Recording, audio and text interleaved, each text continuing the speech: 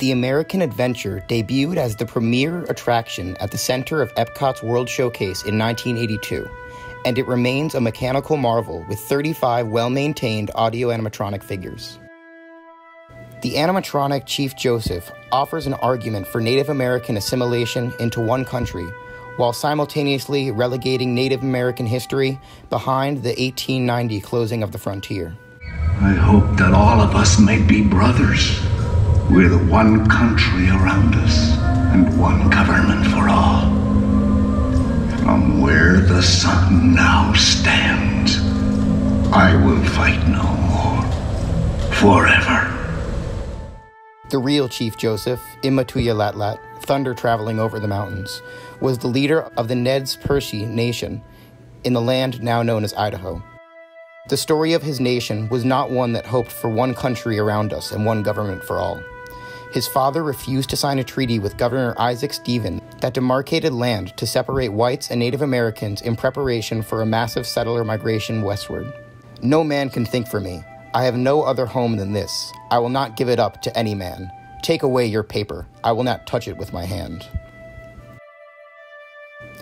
8 years later, the United States claimed to have legitimately bought the Nez Perce's land without any consent from the Nez Perce themselves.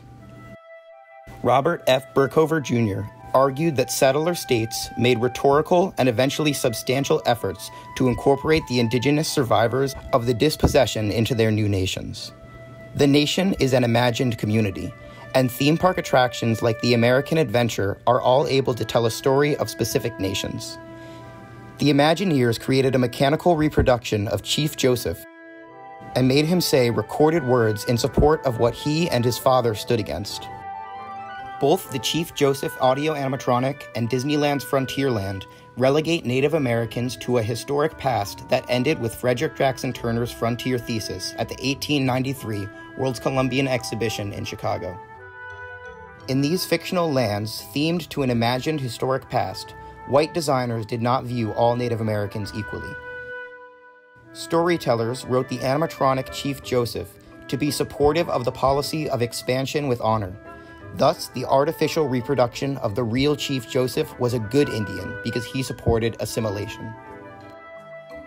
This trend that Burkhover outlined is equally relevant in Frontierland's Indian country-themed area. The script on the Santa Fe and Disneyland Railroad in 1962 extolled good Indians and warned of bad ones. Some Indians are hostile, and across the river is Proof, a settler's cabin of fire. The pioneer lies in his yard, victim of an Indian arrow. Ahead is a friendly Indian village with the inhabitants active in their daily tribal chores.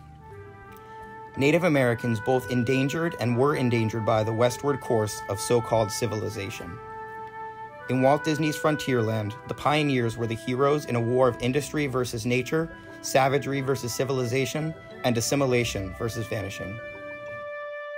Depictions of indigenous North Americans in Western theme parks placed American Indian peoples and nations into an ahistorical and static past, never in the dynamic present.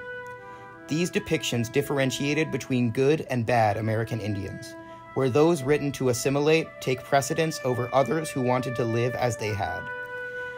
Theme park guests, generally white and of the upper classes, have a distinctly colonial relationship because they have the right to observe American Indian bodies. Theme parks put words into American Indian-themed animatronics' mouths and speak for them, often without consulting those who have a stake in indigenous issues. I'm Historical Method Man, and if you appreciate this content, please make sure to click subscribe. Thank you very much. M-E-T-H-O-D, man. M-E-T-H-O-D.